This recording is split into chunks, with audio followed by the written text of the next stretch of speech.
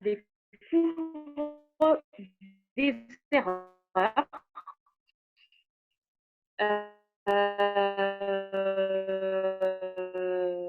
Et c'est le plan pour justement ces erreurs. Vous voyez bien, le coût de ces efforts réalisés en construction, ils sont plus élevés que le coût des efforts réalisés en conception. Plus on avance dans le projet, on a la possibilité de modifier des choses. Et si jamais on est obligé de modifier des choses, si par exemple, je vous parle d'un exemple, en fait, changer une fenêtre en phase avant-projet, ça peut prendre que 2 minutes.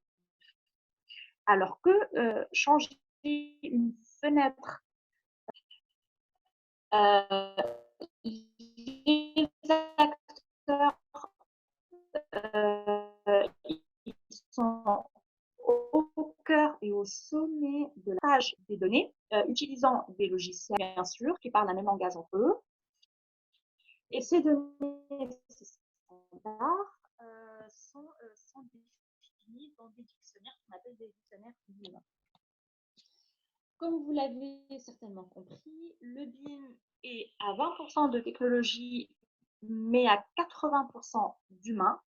Sans la collaboration humaine, le BIM n'a pas à. Les hommes, malheureusement, n'acceptent pas le changement. Et si jamais ils acceptent le changement, ils l'acceptent que dans la nécessité. Et ils ne voient la nécessité que dans la crise. Donc, en de la construction, dès aujourd'hui, tant qu'il y a encore de la marge. BIM peut être utile pour l'efficacité énergétique des bâtiments. Le BIM a tous les moyens pour construire des bâtiments durables. Les modèles BIM 3D sont fournis grâce à la collaboration instantanée entre les différents acteurs de la construction.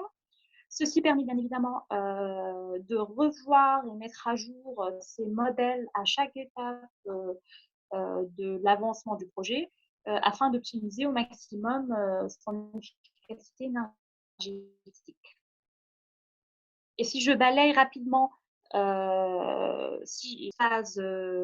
les étapes d'un projet de construction pour voir l'utilité du BIM par rapport à la dimension énergie. Dans la phase de programmation, la sélection du site de construction pour faciliter le transport des matériaux de construction et équipements ne réduit pas que les coûts de la construction, mais aussi préserve les ressources. Il protège aussi la qualité de l'air en réduisant le transport depuis, par exemple, le site de fabrication du matériau jusqu'au site de construction. Et donc, on réduit forcément la consommation énergétique. L'orientation, par exemple, du bâtiment en fonction de la course du soleil est un point primordial à étudier lors de la construction afin d'optimiser les apports énergétiques. Le BIM fournit les outils pour et accompagne les professionnels à choisir la meilleure solution. La phase de conception est très importante dans un projet de construction car c'est là où on choisit, par exemple, la forme du bâtiment la plus efficace. On choisit les matériaux les plus performants, les équipements, les scénarios de production énergétique. Le BIM fournit bien évidemment les outils pour étudier efficacement le projet. Ces outils permettent de tester plusieurs scénarios de construction sans avoir à refaire à chaque fois un modèle. Donc ça, c'est très important. Et ceci permet non seulement de gagner énormément de temps, mais aussi d'optimiser l'efficacité énergétique du bâtiment grâce aux différents scénarios et solutions que j'aurai testés.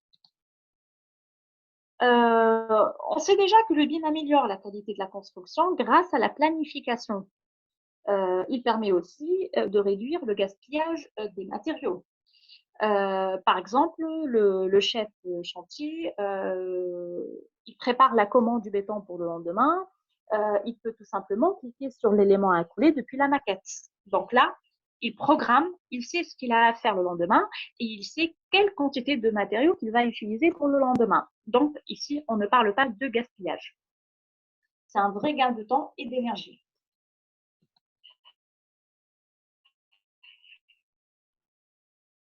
Le BIM sur chantier permet de visualiser en 3D le travail qui doit être réalisé avec toutes les informations nécessaires.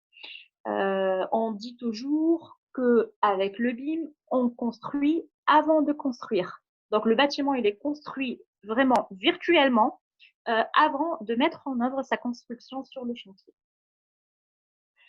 Et en phase d'utilisation et de maintenance, l'alimentation des modèles BIM avec des informations liées à l'utilisation et à la maintenance du bâtiment permettent évidemment de réduire. Il faut savoir que ces coûts énergétiques, lors de l'utilisation du bâtiment, ils représentent quand même pas loin des 60. Donc l'utilisation du bâtiment, c'est la phase la plus énergivore. Donc il faut profiter des risques pour utiliser le bâtiment au mieux des consommations énergétiques. Ceci, en fait, n'est valable que pour un niveau très avancé du BIM, qui est le niveau 3, là où la maquette numérique est sauvegardée sur un cloud, accessible en temps réel par tous les acteurs, et grâce aussi à tous les équipements IoT. En fait, on parle beaucoup de domotique, de la domotique connectée à la maquette, et on peut piloter à distance le bâtiment en fonction bien sûr de tous les facteurs extérieurs, comme par exemple le soleil, en fait, pour gérer et optimiser les apports énergétiques. Alors, en quoi le BIM il intervient pour les ENR? Comment le BIM peut soutenir la filière des énergies renouvelables? Le BIM peut conduire la filière des bâtiments vers des bâtiments à énergie positive. Un bâtiment à énergie positive, c'est un bâtiment qui produit de l'énergie plus qu'il n'en consomme. Et donc, toutes les surfaces ensoleillées deviennent des surfaces actives et productrices d'électricité et du confort. L'intégration des énergies renouvelables le plus en amont possible est nécessaire afin d'être le bâtiment idéal, tout en prenant en compte la totalité des impacts environnementaux. L'intégration des énergies renouvelables dans le bâtiment se fait par plusieurs modèles, plusieurs technologies, plusieurs manières. Je vais citer quelques-unes, je ne vais pas te citer, mais la liste, bien sûr, elle est, en fait, elle est grande. Il y a le choix. Intégrer, par exemple, le photovoltaïque sur la lumière et produit bien sûr de l'énergie. On peut parler aussi des brises soleil orientables pour se protéger du soleil tout en produisant de l'énergie. L'avantage de ces brises soleil orientables, c'est qu'ils s'orientent en fonction de la course du soleil. On peut aussi trouver des garde-corps. C'est une manière très facile pour intégrer le renouvelable, que ce soit du photovoltaïque ou du thermique dans le bâtiment. La verrière photovoltaïque qui apporte beaucoup de lumière à l'intérieur du bâtiment. Et donc, toutes ces solutions de production d'énergie renouvelable doivent être prises BIM dès la conception de l'avant-projet. Afin que ces projets soient maîtrisés pleinement, les simulations doivent être calcul de production, de coûts et d'intégration architecturale. L'intégration des énergies renouvelables dans l'architecture, c'est vraiment très, il ne faut pas du tout négliger. C'est un sujet et à prendre en compte dès la phase esquisse du projet de construction.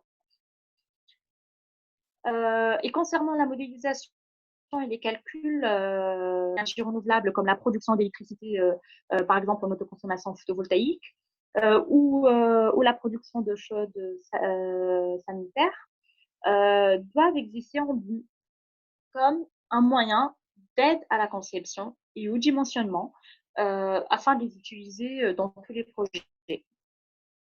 Cela permet une simulation beaucoup plus rapide, une aide à la décision et à la réalisation beaucoup plus efficace. En fait, cette accessibilité technique permet aux architectes une prise en compte très en amont des solutions de production d'énergie. Donc, le travail collaboratif entre l'architecte qui s'intéresse à l'esthétique de son bâtiment et l'ingénieur qui s'intéresse à la consommation énergétique et à la production énergétique de son bâtiment doit vraiment être au rendez-vous pour concevoir un bâtiment à énergie positive.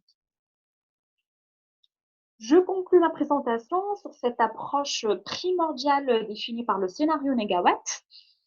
D'abord sobriété, puis efficacité, et enfin renouvelable. L'ordre, en fait, est très important à respecter. La sobriété pour prioriser les besoins énergétiques essentiels en optimisant l'enveloppe du bâtiment.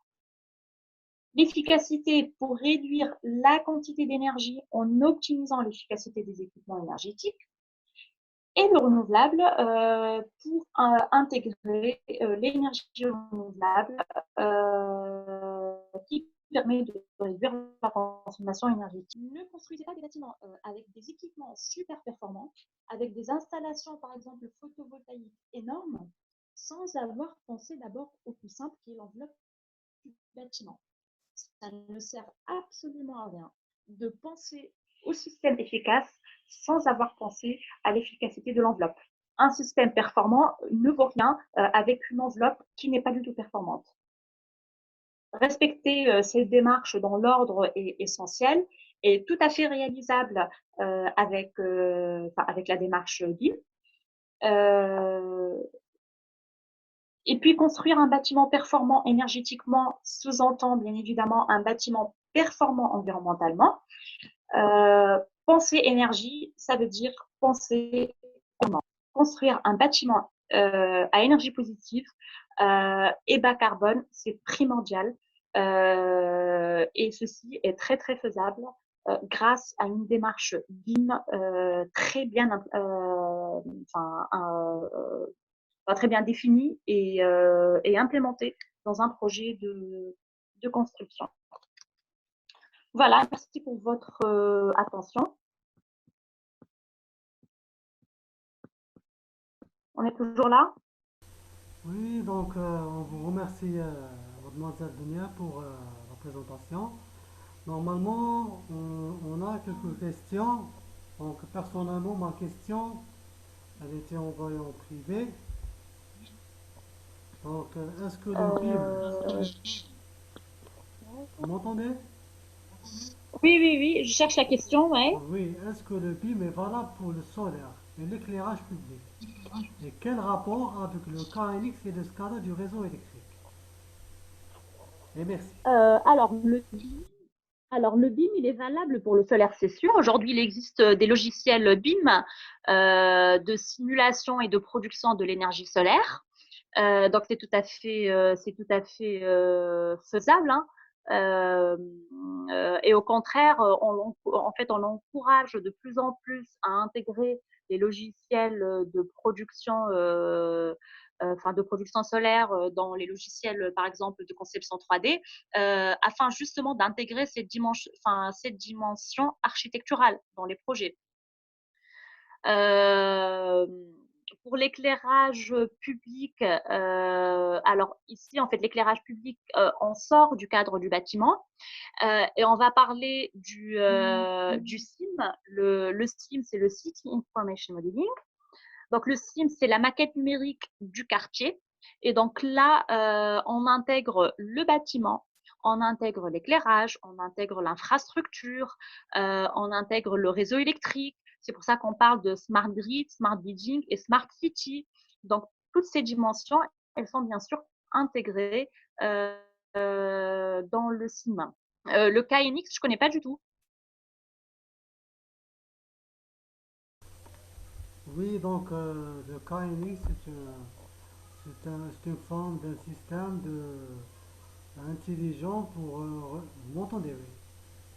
Allô? Oui, oui. C'est un système intelligent pour relier entre les réseaux électriques, c'est-à-dire pour une commande très efficace. C'est à peu près. C'est-à-dire, D'accord, c'est-à-dire le BIM en réalité, en réseau électrique. d'accord. Je pense que c'est ça. Donc on passe Ouais. Donc à. là, oui, en fait, tout ce qui concerne réseau, tout ce qui concerne réseau électrique, on va sortir du coup du champ bâtiment pour entrer dans le champ quartier et ville. Et là, bien sûr, on parle du CIM, le City Information Modeling. Très bien, très bien. Très bien, puisque notre objectif du webinaire, c'est comment rendre les aperçus de trois dimensions, les études, les audits techniques réels. C'est ça, Oui, c'est il faut l'objectif. commencer par le BIM déjà pour arriver au CIM. Très bien, c'est l'objectif, c'est ça l'objectif. Donc on passe Ouais. à Monsieur Hossein normalement, donc pour qu'il puisse poser une question, je ne sais pas. Donc, Monsieur Hossein, Monsieur Huawei P30, Vous m'entendez? est-ce que vous m'entendez? Oui, allô? Ah oui, Oui, Abdelkrim, est-ce que vous m'entendez? oui, je vous entends, Monsieur Hossein. Ok, bon, ma question. C'est un peu loin, mais je vous entends.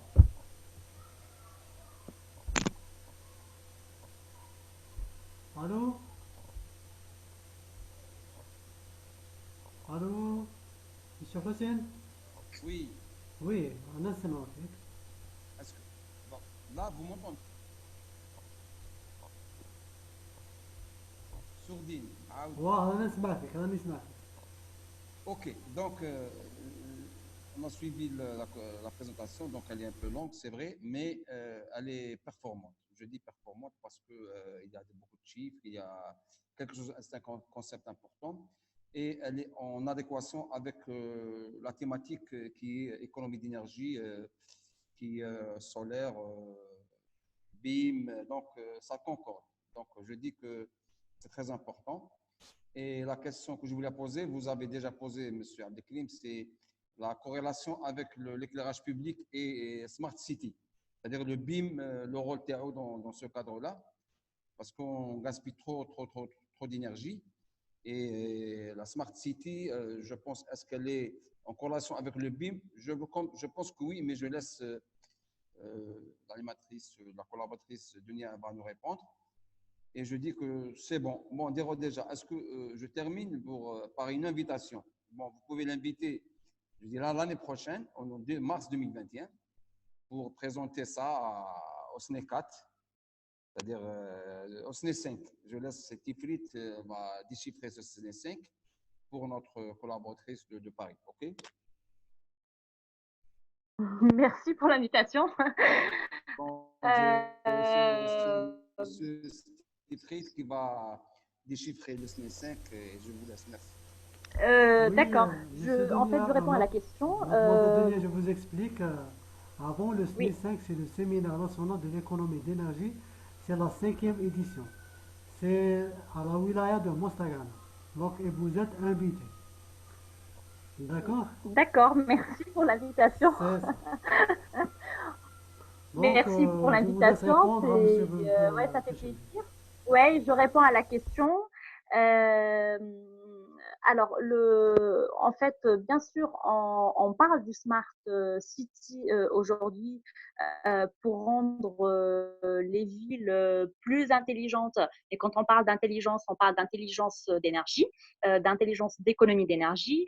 Et c'est là, bien sûr, où les méthodes numériques interviennent, comme le BIM à l'échelle du bâtiment et le CIM à l'échelle du quartier, pour aider justement à concevoir des villes et des quartiers, des villes et des quartiers intelligents où le réseau, où on intègre bien évidemment la dimension réseau. Et l'intégration, et l'intégration bien sûr de ces énergies. En fait, quand on parle de ville intelligente et de réseau intelligent, c'est l'intégration des énergies renouvelables dans le réseau d'une manière très intelligente. Et c'est là où on parle d'éclairage public photovoltaïque, par exemple. On parle de production photovoltaïque à l'échelle du quartier qui a injecté par la suite d'une manière intelligente en fait, dans le réseau.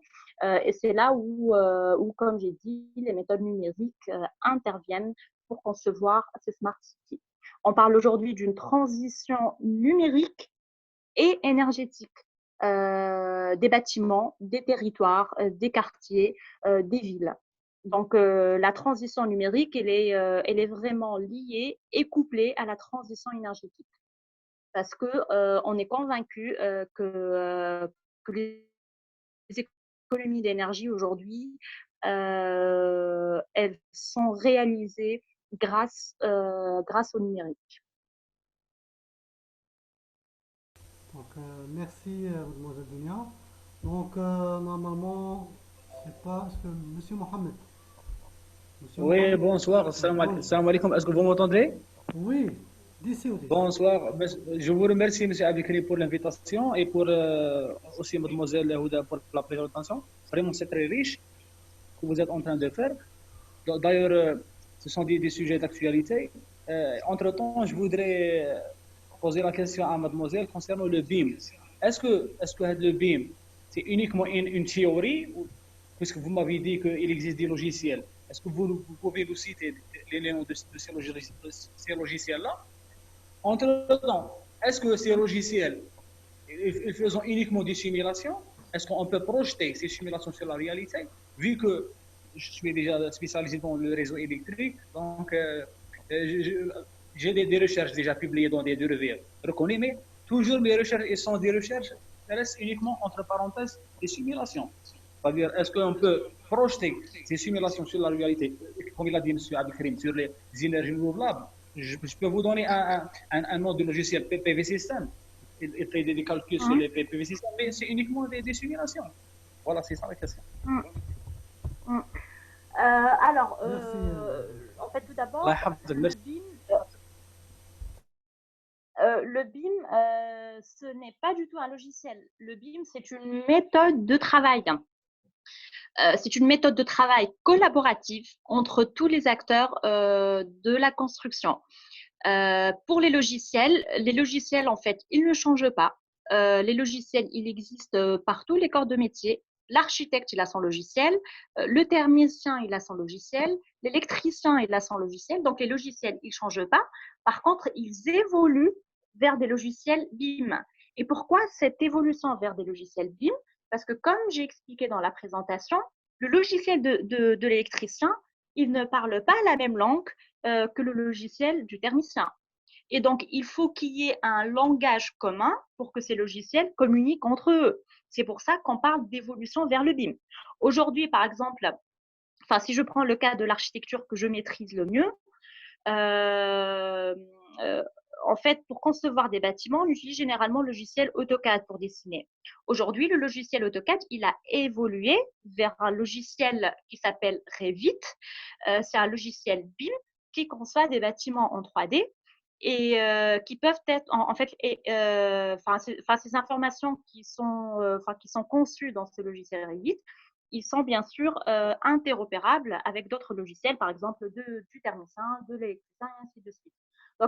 Donc aujourd'hui, il y a une énorme liste de logiciels BIM